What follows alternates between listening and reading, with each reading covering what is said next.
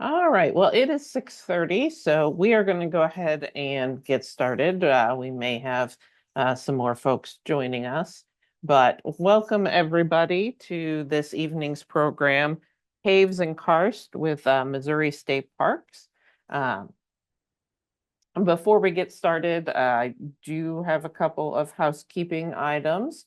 Um, we are recording this evening's program, and so we are going to ask that folks remain muted. If you've got questions, you can type them in the chat. We will save time at the end to go over those. Um, I've also dropped the link to tonight's survey in the chat, and we will ask you to fill that out at the end of the program and let us know how we did. We always like gathering that feedback. It helps us continue to get funding for programs like this. And if you have suggestions for topics that you would like to see, we always like to hear those as well. Uh, I did also want to mention some upcoming programs that we have. Um, and the first program I wanted to mention this evening is African American Space Explorers, which is another Zoom program on February 25th at 6:30. Dr. William Thierfelder is going to be back with us, and he's going to be sharing contributions of some of the first African Americans involved in the space exploration, as well as some early astronomers. So um, that one should be interesting.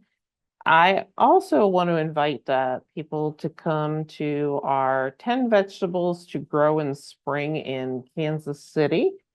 This one is a hybrid program, and so uh, we have several locations in person in various branches around our system, but the March 3rd program at 6 will be both in person and on Zoom. And so you just need to register to receive the Zoom link for that.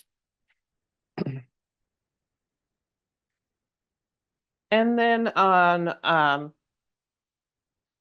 March 19th, we have another hybrid program that'll be at 6 p.m. at our Green Hills Library Center and on Zoom. We're going to be joined by outdoor writer Brent Frazee, and he'll be discussing 15 hiking trails where you can enjoy the splendors of spring, wildflowers, things like that in Missouri, Kansas, and Arkansas. Um, then on March 4th at 6:30, uh, Dr. Annette Bohanec will be back again. We're going to be celebrating um, the Oscars with a look at the Best Supporting Actress Award and some of the notable performances that have won the award. Uh, um, then finally, on April 23rd at 6:30, naturalist Lisa Richter will be discussing camping and backpacking in Missouri. So she'll be sharing places you can go to backpack and camp, as well as how to use hiking apps to find the trail. So with that, I'm going to stop sharing my screen so that I can turn it over to our presenter this evening. I will let Garrick introduce himself and get us started. Hi, everyone. Thanks for choosing to spend your evening with me. Can everyone hear me okay? Okay, awesome. Yeah, so I come to you from Missouri State Parks. I'm going to share my screen with you now. Um, Let me get this going. Yes. So I am a naturalist with Missouri State Parks.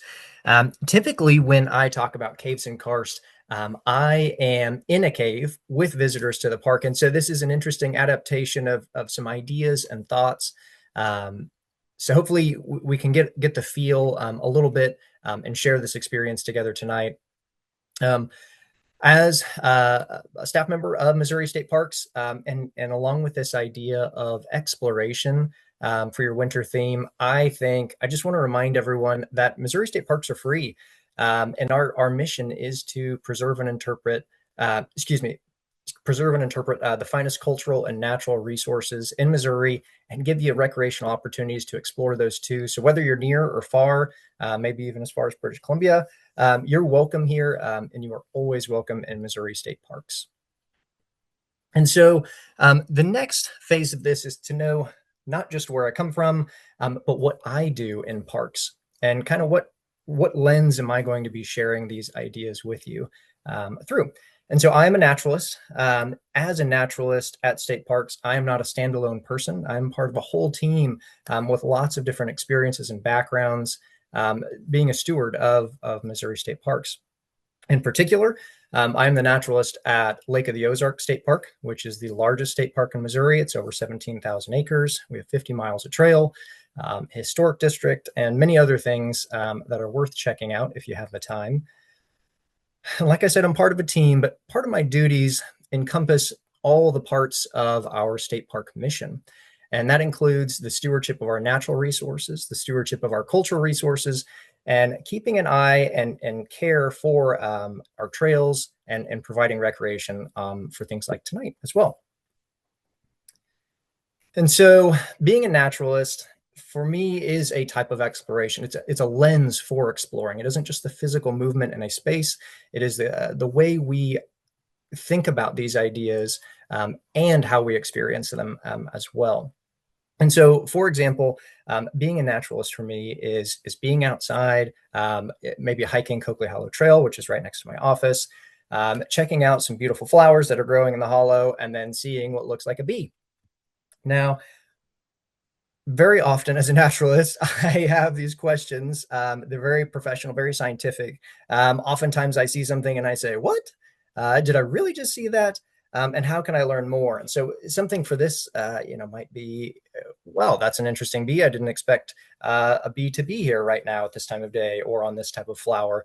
And then you look closer and you see that it only has one pair of wings, only two. And so then maybe it's not a bee then, and I need to learn more. I need to learn more about how this fits in the landscape, what this particular species is, and how can it better my understanding of everything around me. And so I think being a naturalist, you all are naturalists here. You all are here to learn a little bit more about the landscape around you, how it forms and how it fits into your existence today. And so I think as we go through this presentation, we are going to think about things that are right in front of us and things that are pretty obvious. But as a naturalist, we also need to be able to zoom in and out on these topics and see not just what's right in front of us, but what's a little bit further beyond where we are and see how it all fits together.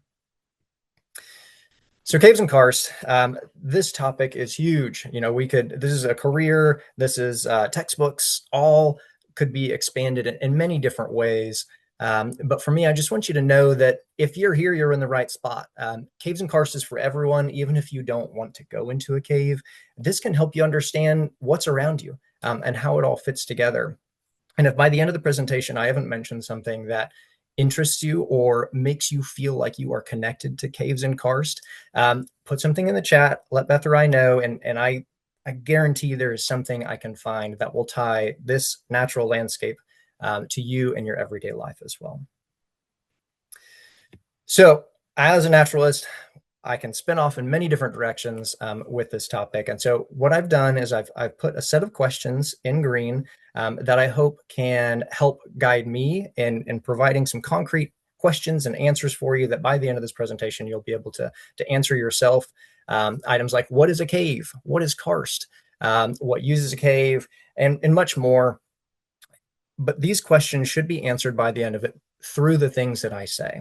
And now the things on the right side, How old is that? Can I take a bath in that? Can I drink that? And how can I be safe in caves? Are all ideas that I hope throughout this process you will be able to make your own choices and decisions with the information I share with you, and be able to have these deeper thoughts and make connections in ways that maybe if you aren't familiar with caves, you will be able to in the future, or maybe you are familiar with caves, but I'll have a little case study we'll show a little bit further on in the presentation, and maybe you'll just get to see some beautiful spaces maybe you haven't explored yet. So first off, what is a cave? Many people have thoughts of what a cave is, what it looks like or doesn't look like, what it feels, smells, sounds like. But really, when we think about caves in Missouri, we are thinking about this idea, this definition that we can work on for the rest of this presentation, which is a cave, by Missouri Speleological Society's definition, is any natural space in our bedrock that a human can fit into. All right, so that's what we're going to work towards, understanding that, how it fits in our landscape, and how it applies to us too. This is what I think of when I think of a cave. There are other types of caves outside of Missouri, whether they're ice caves or lava tubes, but our caves in Missouri are really going to focus around this idea, maybe look something like this, have been formed in a similar way, all types of solution caves. And we'll talk more about that as we go on. Now, you may be living in the cave state. The cave state is what Missouri is known for. I will say before we get into the details on Missouri, we are called the cave state. We have the bumper, or excuse me, the license plates that say we're the cave state. Tennessee does beat us. They have about 10,000 caves.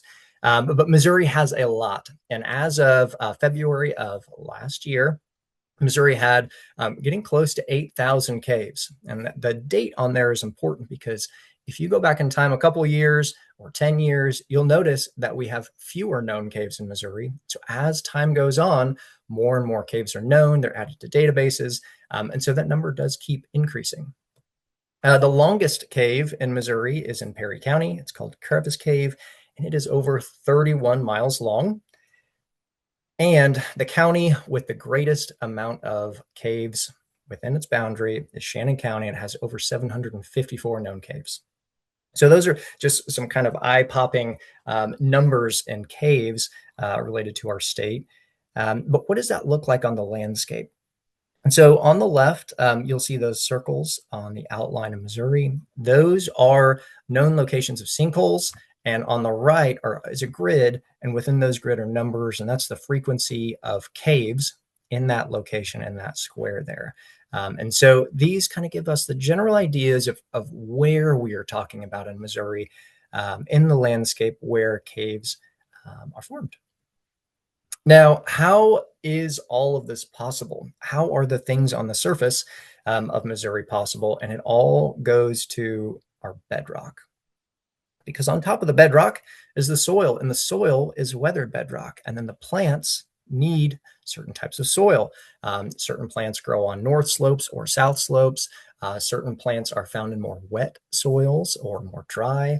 And of course, animals also are dependent upon the plants, which is dependent upon the soil, which is dependent upon the bedrock. So as a naturalist, many of these things, you can't only be one thing. You know, when I grow up, I want to be a geologist, a botanist, an entomologist, a chemist, all of these things to help understand what's around me. And really, geology is dynamic. You know, we intuitively know that we're not going to see a woodpecker in a cornfield.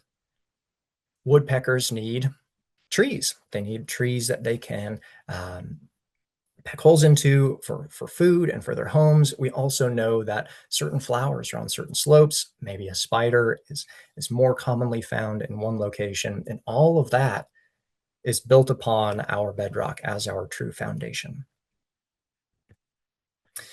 Now, we're going to zoom out from this idea of what a single cave is and what single species are, and kind of consider this landscape scale of Missouri, almost 8,000 caves, caves that are big, caves that are small. But all of that, again, is based on the geology, the rocks under our feet. And so if you know about the history of Missouri 100 years ago, 200 years ago, it goes back further than that. And so where you are, if you're in Missouri, at one point, your front porch may have been beachfront property. Missouri has been covered by a shallow sea multiple times, and things lived in that sea. Right? Organisms swam, had long, fulfilling lives. At the end of their time, when they expired, they combined with sediment and as compaction and pressure squished together. That ended up becoming our bedrock. Um, this chemistry formula in front of you isn't necessary to know, but I just wanted to showcase the process.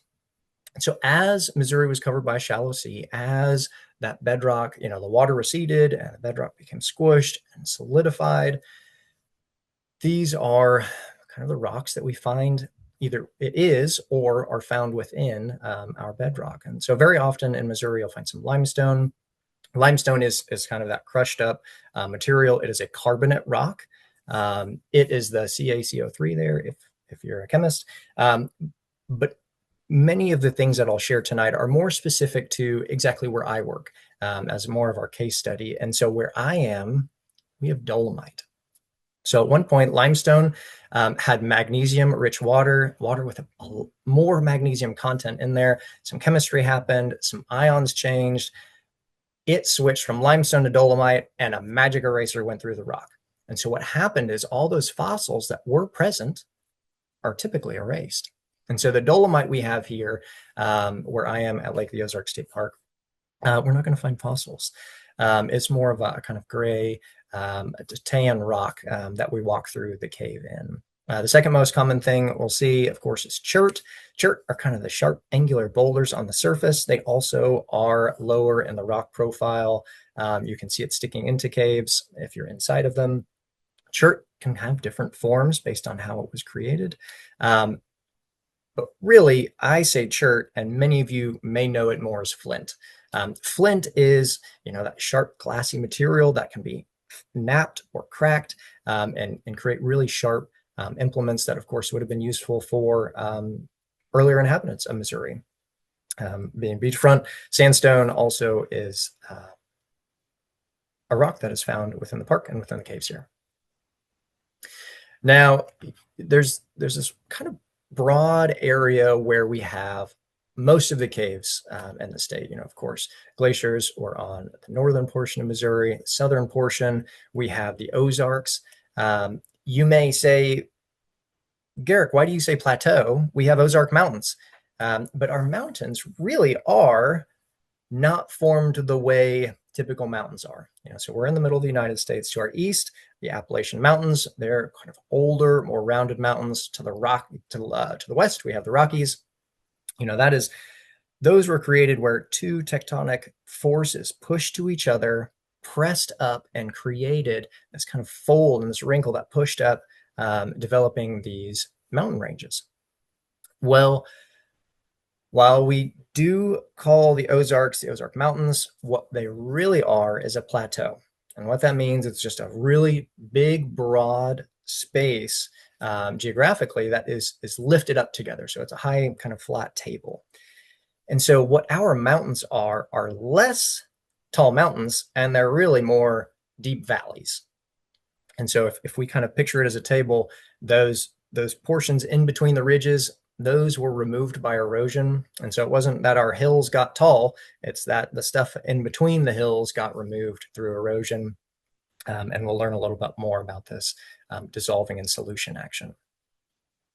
So one of my challenges to myself, every presentation I do is different. One of my challenges was to make only my own pictures and only my own graphics. So you'll have to kind of use your imagination to work with me as we go through this next section too. So imagine you've got a piece of bread, you slice it, and you're looking inside that bread. And so what you see on the left side is kind of that view, a slice of our landscape in the past, where the top is the soil, the bottom continues onto the core of the earth, and it extends on both sides.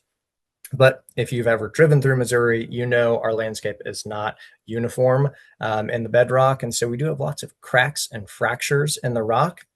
part of that dome uplift of the Ozark Plateau, part of those processes that affected the rock and the weathering. But if you know anything about being outside, if you pour water on the ground, it's going to get absorbed and cycle through the ground too. And so what happens in our landscape is water falls as rain, water collects in those cracks and those fractures. And if we go back in time to when that plateau is solid all the way across, we didn't have the hollows or the valleys yet. We had water that fell as rain. That water collected carbon dioxide in the soil. It created a weak acid called carbonic acid. You may be more familiar with carbonic acid if you've had a soda for supper or you enjoy a nice cold beverage during the summertime. That carbonation, that carbonic acid that is part and present of sodas, it's also present in our landscape. So as that water collects carbon dioxide in the soil, it goes in those cracks and fractures in the rock. That carbonic acid can dissolve carbonate rocks, and dolomite and limestone are carbonate rocks. And so what happens is, in the past, when the water table was higher, when the valleys didn't exist and this plateau had water, that carbonic acid dissolving in these cracks and fractures, the fractures got bigger. That carbonic acid dissolved rock. It wasn't just erosion, it dissolved the rock and moved it through the rock profile. But that wasn't the only thing happening. On the surface, we are more familiar with this. If you see gravel roads or driveways, water flowing down collects, it starts to physically carry material away. And that also happened on our plateau. And so as this dissolving is happening in the subsurface and our rock profile, the valley and the hollow above is also getting created. So over time, these underground passages become larger. They're still full of water, still dissolving and removing material. Our valleys get deeper though, and eventually they cut into what were our water-filled passages. Those water-filled passages then can't hold the water. It's like if you poke a hole in a styrofoam cup, the water pours out lower down. And so what's happened is that water has poured out of the caves, and it is now part of the Swiss cheese, or if you picture like a kitchen sponge landscape that we all live and experience and enjoy in Missouri. This Swiss cheese karst structure where water can flow into it and it can flow out of it and it can go in and out in different ways. And so our karst structure in the Ozarks that we have features, like seeps and springs where water just bubbles out of the ground. We have gaining streams and losing streams. A gaining stream is where, as water flows into, and out of the hills on the sides, it may join a stream, what it was dry upstream, and then downstream it has water kind of bubbling into it. We have losing streams where a stream may have water and then it becomes dry because that water is now flowing into the bedrock down below. We have special wetlands called fens. There's a lot happening, and our landscape is really dynamic. A water droplet doesn't just go into the soil. It may take a really winding path through our Swiss cheese landscape before it shows up in our streams where the fish are. And so really, I think of caves not as just these holes in the walls and the valleys around where I work. They really are conduits, and conduits of water between natural communities. And so these two pictures on the left is upland, kind of partial flatwoods, and then on the right side is a specialized wetland called a fen. And so both of these locations are within 200 yards of my office. The water falling as rain goes into that woodland. It seeps down into the soil and into the rocks, collecting carbon dioxide in the soil, becoming carbonic acid, flows into that rock and still continues to dissolve it a little bit. And then eventually that water comes out of the cave. It flows into this low spot, which is a specialized wetland called a fen, with these very special plant community, plant species. Oftentimes, some of those species aren't found until you get to like southern Canada, Minnesota, places like that. And this fen can't exist with just runoff. It needs that cold mineralized water flowing out of the cave in that karst environment. And so, we'll zoom from being out very far, we'll zoom in a little closer, bring things in focus as our kind of case study where we are now. So I'm in Missouri. On that black circle on the right side is about where I am. So I'm in Camden County. We'll situate ourselves. I'm also in the boundaries of Lake of the Ozarks State Park. The visitor center and cave is in Coakley Hollow, and the cave and pictures we'll see coming up are all from Ozark Caverns. So when we think of not just the landscape around caves that caves are part of, but how a cave is created and the cave genesis, the way it starts, um, we can see examples of that in the cave I work at. And so this is a picture of the wall of the cave, and you can see the different kind of textures and outcrops. Those are pretty shallow. This is a zoomed in picture. But what you see is actually the water level as it dissolved the walls of this cave. And so you can see the water level at different locations. You maybe stayed a little longer, dissolved a little more, and that water level went up and down, removing that material. But it wasn't only draining after the valley was created. There were flood events. There were different frequencies of flooding and amount of water and speed of water, and so you can see the different textures in these two pictures. Of course, small particles are suspended in water longer than a big rock, and so you can tell how much water flowed at what frequency, all throughout the history of this cave, going back and forth between fully flooded to plugged up to allowing water to flow out completely into what we have today. And so after that water-filled passage becomes an air-filled passage, we step back from this time period of creating the cave and emptying the rock around us to starting to actually build it back up. And so in the same kind of ideas of the way the cave was made, that carbonic acid dissolving and taking material away, because the cave is air-filled, that special carbonic acid, that weak acid, that dissolved material, like when you crack open your soda and carbon dioxide comes out, the same thing is happening inside the cave. So that carbonic acid dissolves material, flows into the cave, slowly and quietly fizzes and releases that carbon dioxide, and the material that it dissolved starts to get put back.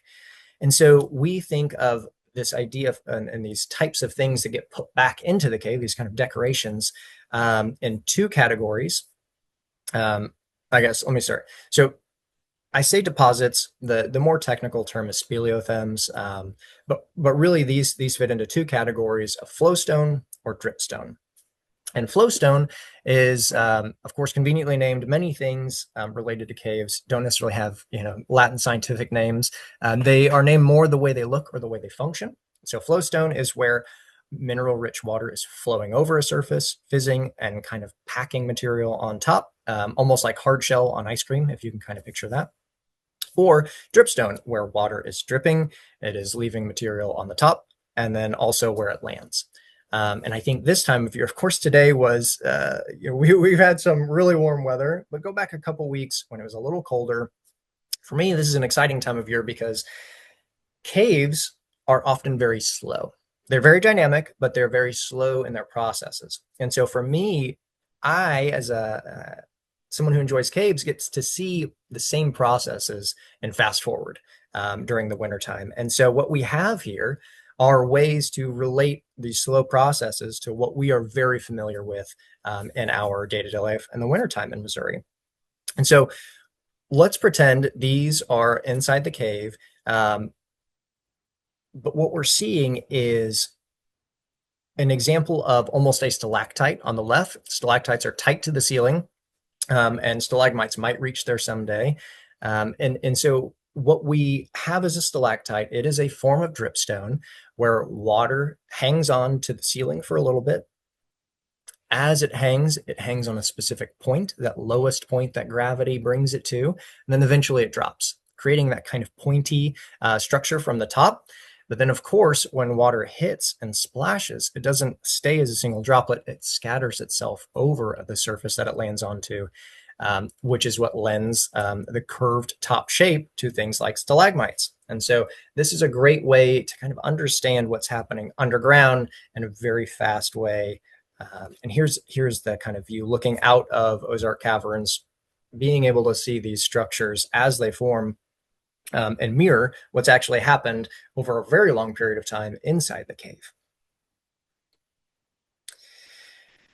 Another conveniently named deposit that you may or may not have heard of is called a soda straw. Another one of those that are named very conveniently. Soda straws function like a straw. They start as a single droplet of water on the ceiling. The outer ring of that fizzes very quietly and very slowly. It allows material to build up. Over time, that water flows through the ring of that soda straw, building it down, making it look like a straw. If one of those becomes plugged, over time, you may get water flowing on top of that surface, and that is how you'd get something like a stalactite. This one is neat enough to kind of ignore that its name is less convenient. These are helictites. They are hollow like a soda straw and similar in the way that water flows through them. However, they are not bound by gravity in the same way. These can actually grow. I say grow. They are built up against gravity, kind of two processes. We have water pressure in the rock around it that kind of pushes the water down and out of these pores in the rock. But another thing you may be familiar with is if maybe spilled your soda, you bring a paper towel right next to the puddle of that, and the water gets kind of sucked into that paper towel. That's called capillary action.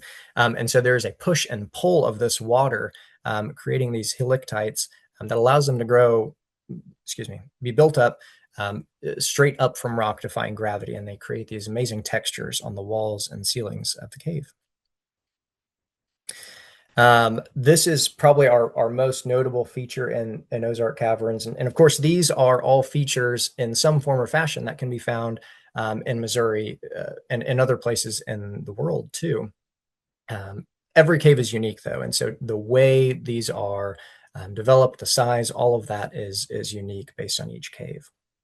So if you're exploring Ozark Caverns, you might see Angel's Shower. This is the only named feature in the cave, but it is very spectacular. It's a combination of a showerhead deposit above, where it functions like a showerhead. Water flows through it, not around it, at a rate of 3,000 to 9,000 gallons every 24 hours.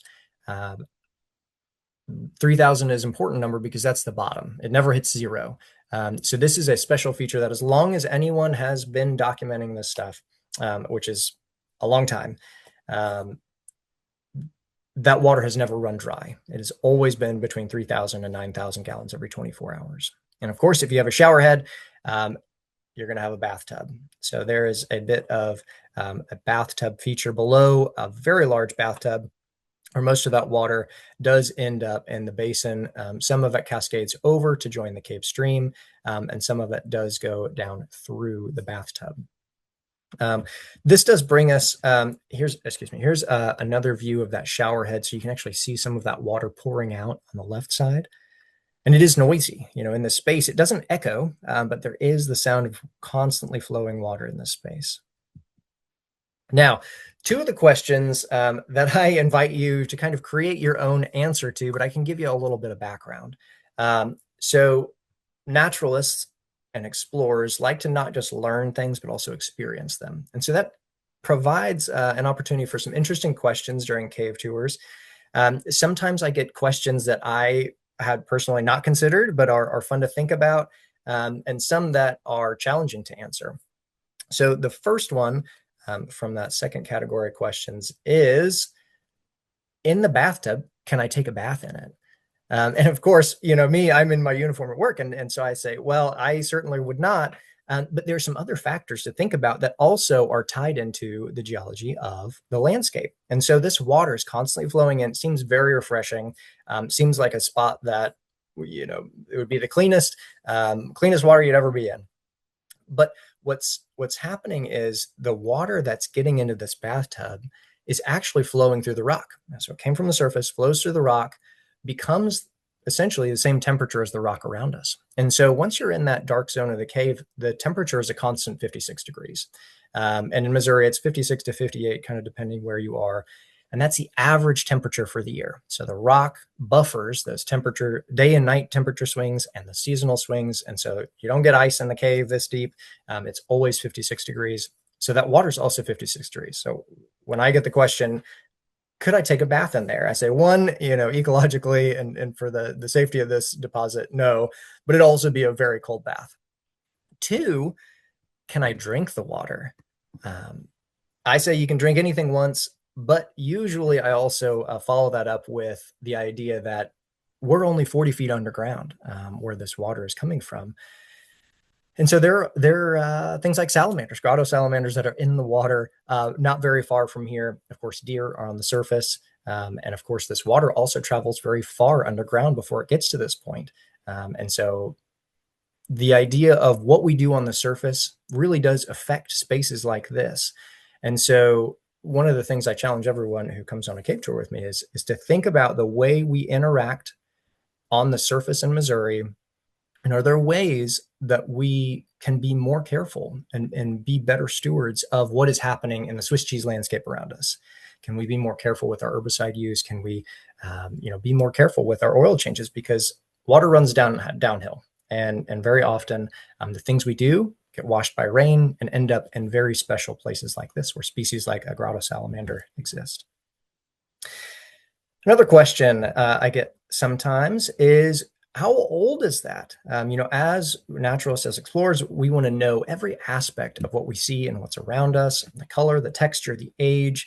Um, some people are familiar with trees having tree rings, a ring being created one every year of growth. This is a bit of flowstone that's cracked, and so you can see through it, and you can see that there are different layers. Um, it is tempting to think, man, I could count those layers and tell you how old that is. And we as humans love to kind of put things in categories or have these ideas that we can translate across kind of broad topics, like, every 100 years, a stalactite grows 1 centimeter longer or something like that. But caves are too dynamic for blanket statements like that. And so what we have here are these layers, which are helpful, but they showcase not a strict growth pattern, but flow rates over time, impurities in the water, and helps us understand kind of how and why this was built up, but not necessarily the age. You would have to take a sample to a lab and they would have to date it for you there. An example in the cave too that can kind of help us understand why caves are challenging to just eyeball and age for. Um, this one I've doctored up a little bit because the water droplets don't show up in a picture, but we have two deposits, two speleothems, one on the left, one on the right. They're about 5 feet apart in the cave, so very close. They're about the same size, and even so, they are dripping at different rates. So the one on the right drips about 1 droplet every 60 seconds, and the one on the left drips almost constantly. And so if this is a great way to kind of test if I have explained the cave processes to you well. And so we think of water falling as rain, collecting carbon dioxide in the soil, going through cracks and fractures in the rock as carbonic acid, dissolving material, flowing out into the cave passage, which you can see is full of air now, fizzing and releasing carbon dioxide, and building material back up over time. And so if the same amount of material has been dissolved in this water, if the water contacting this space is contacting it much faster, is probably putting more material down at a faster rate. Whereas the one that's only receiving 1 droplet every 60 seconds is being built up at a much slower rate. Same, and in particular, the stalagmite underneath. And so this is another way to kind of understand that we don't have really good, clear, every 100 years, a centimeter type of answer, because even 5 feet apart, the water flow is different. That flow can change over time. And I think that isn't a bummer that we don't have a good answer, is that it makes it so much more interesting, because every inch of caves is different than the next, and that changes over time too. And I find that very, very exciting. We've been talking about building up caves. but it's not a single direction. Caves are dynamic, and I know I keep saying that, but they really are. So we build things up over time, as we see here, but caves are dynamic. Chemistry changes. That water can switch from building material up to a stalagmite like this, where you see a cup shape in the top, and that is actually starting to remove that material again. And so we have this really amazing process, this slow, removal of material from the cave, decorating of the cave by the same water, and then the removal of that material again. And so caves are very exciting places. I always wish I have a time machine to check on these things in the past and in the future to see what they're up to. Caves are not just their structure, though, and the way they function, they are also full of life very often. So we have a couple terms on the left. These terms basically just indicate how much an animal needs a cave. So, on the one at the top, needs caves the least. Maybe they're just kind of accidentally popping in there. Maybe it's a short-term shelter, all the way down to troglobites, which absolutely need caves in their life for their life cycle. And so this is an example of a troglodyne, a beaver that showed up at Ozark Caverns, set up camp in the entrance of the cave, kind of bounced around a little bit in there, stayed for a season, and then took off. But its footprints were also found about a tenth of a mile in the cave. So we know that it did go in there further before it came back out and decided on its location. Salamanders are an example that can live their entire life inside a cave, but can also do the same type of lifestyle in a similar environment. They don't specifically need a cave. Basements or under rocks and things like that are capable, or they're capable of existing there. This is an example of a cave salamander at the park. And of course, troglobites, they exist in this pure dark, completely dark zone, constant temperature. Oftentimes, as they specialize in these environments, they lose eyesight, lose pigment, things like that. In Ozark Caverns, for example, we have a grotto salamander. In its adult form, its eyelids are fused and it has no pigment. You might think, Garrick, but I came to this whole cave thing to learn about bats. Because bats are one of our most charismatic, one of our most known types of species in caves. I'll be honest, this is a whole other presentation, and not just a presentation that I could do, but it's already been done. And so concepts of what bats we have in Missouri, what is white nose syndrome, all of that has already been covered by someone else in Missouri, which I'm really excited about sharing. If you haven't seen it, or if you've had, maybe this would be a good time to check it out again. When I was looking at the library catalog of what MCPL has, there is a bat presentation by someone from the Missouri Department of Conservation, and I would encourage you to check that out as a follow-up to kind of broaden your understanding of life in the cave, especially in related to bats. That's not the end of life in the cave. Humans have enjoyed and appreciated and needed caves all throughout history. And so this is an example in the cave that I like to showcase, because it's a marker in time that we can kind of envision what it's like to be a human in a cave at this time. So the date is starting to get covered up, but it's a 188, which is the start of 1880, and the last digit is covered up. And I think this is an interesting thing to ponder, both as someone kind of in charge of this cave, but also in your lives. At what point does graffiti become historical record?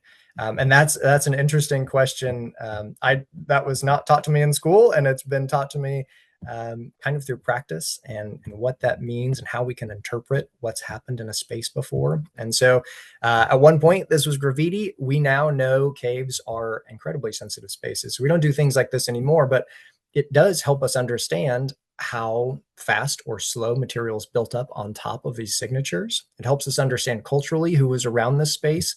And elsewhere in the cave, you might find evidence of humans enjoy the same spaces that we've enjoyed forever, right? We all enjoy pretty sunsets. We all enjoy beautiful views and sheltered spaces. And so, of course, the history of caves also goes back much further to its first inhabitants as well.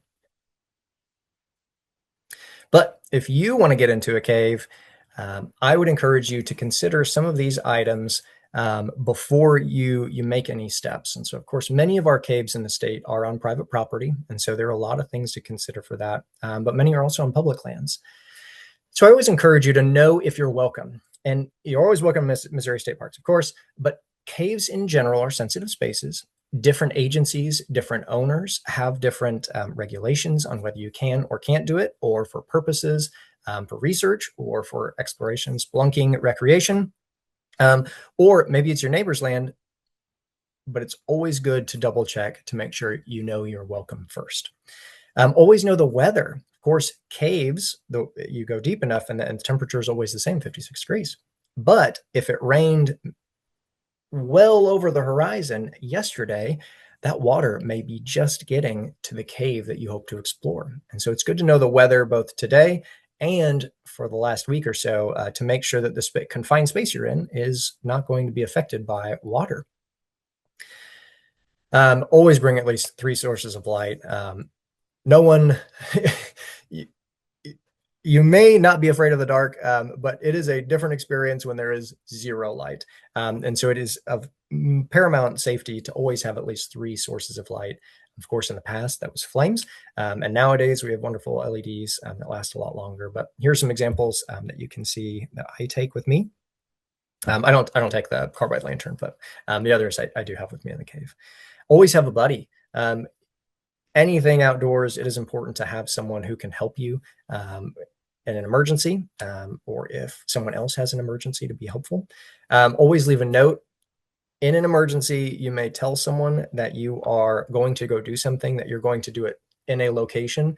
But when an emergency happens, you do not want to rely on your memory. You want to be able to have something that you can hold in your hand that have all the details, so that if there's an emergency, you can get the help or help someone with the details necessary in an emergency situation. And of course, always respect the resource. You know, we talk about how long things take to develop in caves, how sensitive these spaces are. Whether you're underground or above ground, our natural resources, they are important. And we, as citizens here, are stewards of them. And we must take care of these things so that not just we can enjoy it, but our children and those that come after can enjoy and experience these resources too. And so it's always important to make sure we leave things better than we found it. Try and only take pictures, things like that. Now, going into a cave, of course, is not the end. For me as a naturalist and for you as naturalists, we are always continuing to learn. So I wanted to share a couple questions that I've been asking myself and the cave that I work at. How long does it take rainfall to go from a cloud into the cave and exit the cave? That has implications for flooding and how we handle cave tours. That also can help us understand how pollution events may occur and how long it may take to affect the cave if something were to happen on the surface. How much of the cave is being removed every year by water? How much material is dissolved in the water, and what does that mean for the landscape around us and the plants outside the cave too?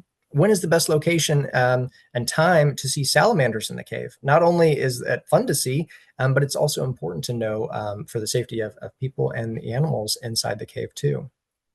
But of course, I'm not the only one who doesn't know everything. It's always good to keep learning. And one of the things I wanted to make sure for this presentation is that for me, I like to mull things over. Hearing it once is not enough for me. And I like to be able to check things out also on my own time. And so if you're interested in speleothems and deposits and things like stalactites and stalagmites, this item on the left, the screenshot on the left, is a great resource for specific deposits. They have pictures, they explain how they are formed, where you find them, things like that. On the right is a more zoomed out view of the geology of Missouri and the long-term natural history of our landscape. And that one's by Washington University in St. Louis. If you haven't decided if caves are for you, or you need some lead up, or you're trying to figure out what your next adventure might be, the National Park Service does have a virtual cave tour. They're free. If you just search National Park Service virtual cave tour, this is the screen that will show up. You can click the links and be able to check out these caves from the safety and comfort of your own home. And you can do that at your own pace. If you are specifically looking for your next cave adventure in Missouri, of course, the Missouri Division of Tourism has a wonderful website kind of categorizing all the caves, some basic details and locations and things like that. If you want to come and visit the Missouri State Park Cave, you can find that online. Tickets, pricing, all that stuff is available online. One thing I would encourage you to think about is always call the cave location before you show up. Many of us are seasonal. In particular, Ozark Caverns is closed during the wintertime as a safe space for bats. And so I always want people to show up when we're open, of course, which is during the summertime. And so always call and reach out and learn not just the time and tickets, but also what are best practices for that cave? What could you experience? Things like that to plan your next adventure. And so hopefully I've blown through a lot of information that I thought would be valuable to you. Of course, I tried to answer the questions on the left. Hopefully you have a better idea of how to answer the questions on the right yourself. And with that, I will stop sharing my screen, take a breath, and see if anyone stuck around with me and what kind of questions you might have. All right. We do have a couple questions. Before we get to those, I have put the link to the survey in the chat again, and I will email that out along with the programs that I mentioned at the start to folks. And I will share the link to the recording with everyone once it is available. It usually takes a couple days. First question we've got is, why are there very few caves in northern Missouri? Wonderful question. So as we think about the history of Missouri, we had glaciers that did push from the north and kind of smooth the top of Missouri. A lot of the activity, geologic processes, and karst topography of the south part of the state, it's actually part of this teeter-totter or seesaw effect. We are part of a landform of the Ouachita Mountains.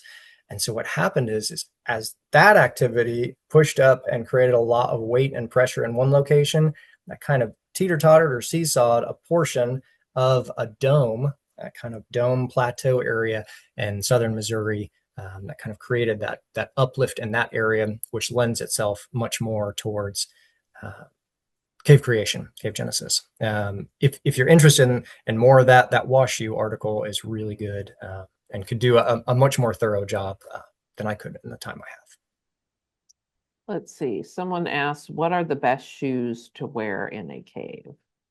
The best shoes? Yeah, great question. It depends on the cave. So many things that I say and do are all it depends. It's kind of gray. One thing to think about is there water in the cave? Are they shoes you really care about? Because oftentimes there's gravel at the minimum. Clay is very sticky and kind of can stain too. And so I would encourage you to always wear different shoes between different caves.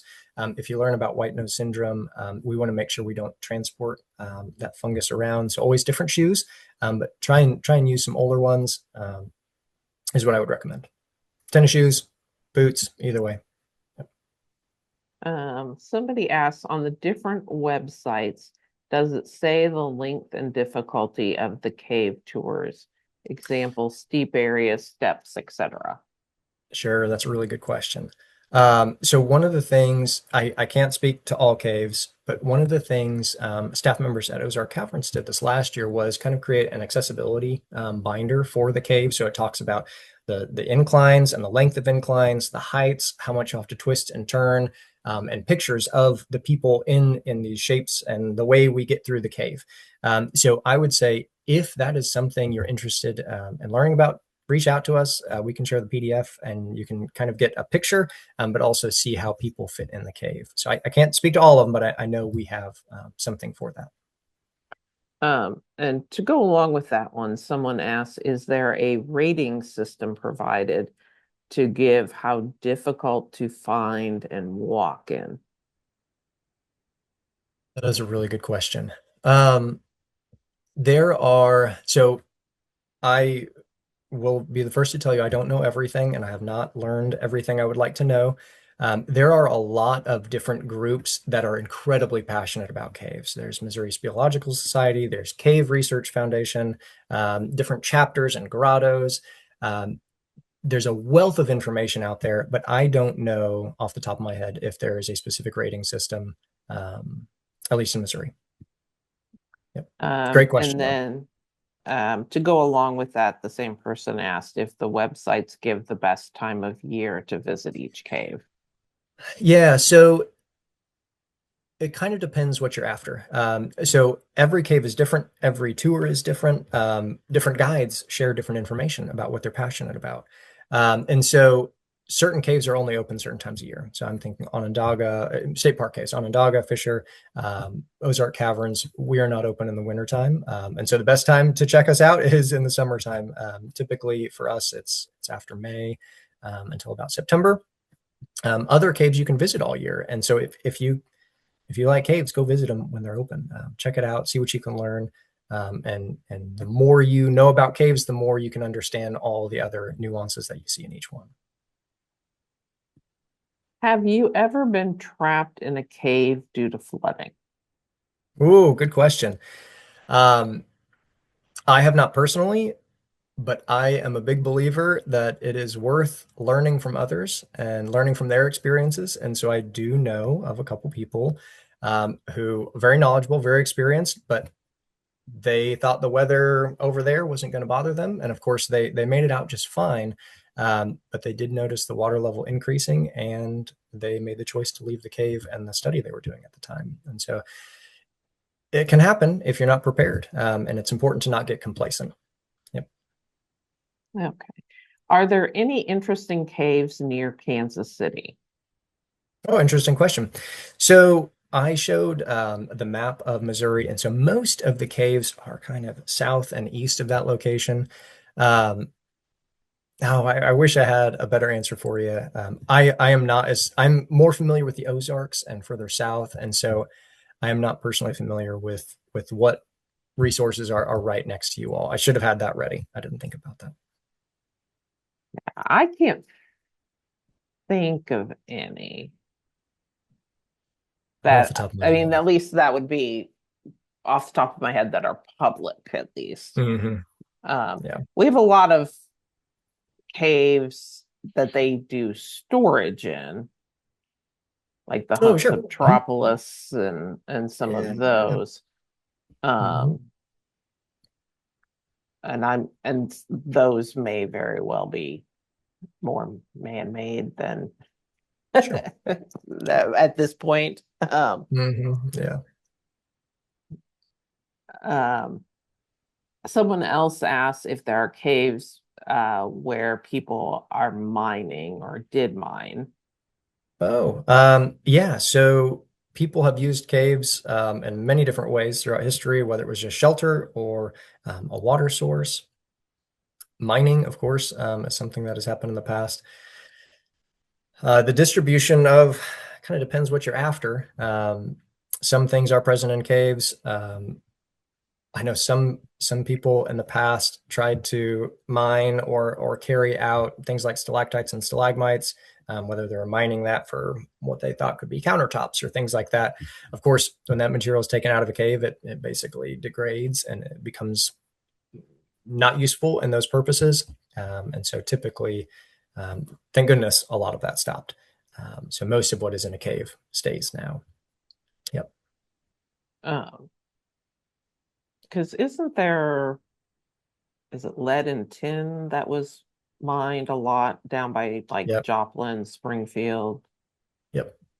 Yep. A lot of that was near the surface, and kind of pockets like that. Of course, there's barite mining here, and that was more of like kind of surface scoops and smaller test pits like that. But I'm not really familiar with, like they went into the Missouri cave and pulled out, chunks of gold they pulled from the wall or anything. Yeah, I believe they've opened a newer state historic site that talks about the tin and lead mining. I can't think of where it's at now. Um, but check out their website. Hmm. Someone else asked, any cave diving in Missouri? Cave diving. So I'm not a cave diver. I'm a very terrestrial guy. I like the ground. There are some people who do that. The only things that I know of specifically for diving in caves is all research based. I don't know of any kind of recreational opportunities for that. Yeah. Yep. Oh, Elaine said Cave Springs Park offers a 4.5 mile trail and a small cave that you can go inside. Oh, And there that you go. is here in the Kansas City area, and it was along one or all of the trails. Um, Cool. Yeah, that's great. Thanks for chiming in with that. Someone else asked, what is your education background? That's a good question. I'm originally from Indiana. I got a bachelor's in natural resources, specialized in parks and recreation. Got a minor in anthropology. Worked for the Forest Service for a very short period of time in Montana. Asked too many questions. They said you need another degree. So then I ended up in Missouri at Mizzou, the University of Missouri, where I got my master's in silviculture, which was specifically for kind of the art and science of growing trees. And so I have kind of an interpretation, history and anthropology, some large scale land management, and all of that kind of fits as this kind of tidy package in the job that I do right now. And someone asked, how many animals have you seen? How many animals have I seen? So Ozark Caverns, of course, is the one I'm most familiar with. Um, I've seen about 4 species of bats. I have seen a snake in the cave entrance, a skeleton way deep into the cave, which is a whole other thing to untangle and talk about. Um, there are fish and crayfish in the entrance. I saw a beaver, of course, in the entrance every day. It was right next to the gate we go into. Um, Raccoons have been in the cave. I see their paw prints and things in the clay on the side. So I kind of Sherlock Holmes after the winter time to see what has happened in the cave. There are bear prints in our cave that date back to probably the 1830s or before. Uh, but yeah, that's about what I've seen. Frogs, pickerel frogs. Let's see. Someone else said that there is a man-made silica mine in Crystal City in the St. Louis area that offers kayak tours. Oh, very cool. Yeah, So not neat exactly. combination of opportunities. Yep. And someone else asked, have you gotten hurt in a cave? Fortunately, no, no. I'm big on safety, so I always have lots of light. I always have lots of friends. I wear hard hats and things like that. And no, I'm very much on the safety end of the spectrum. So fortunately, I have not been hurt, and I try and keep others with me safe as well.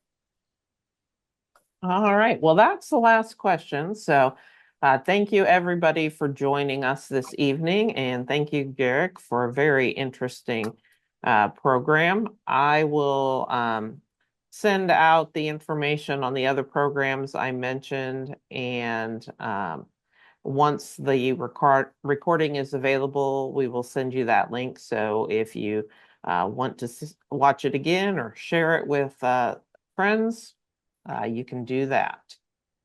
Have a great evening, everybody. Thank you all. Night.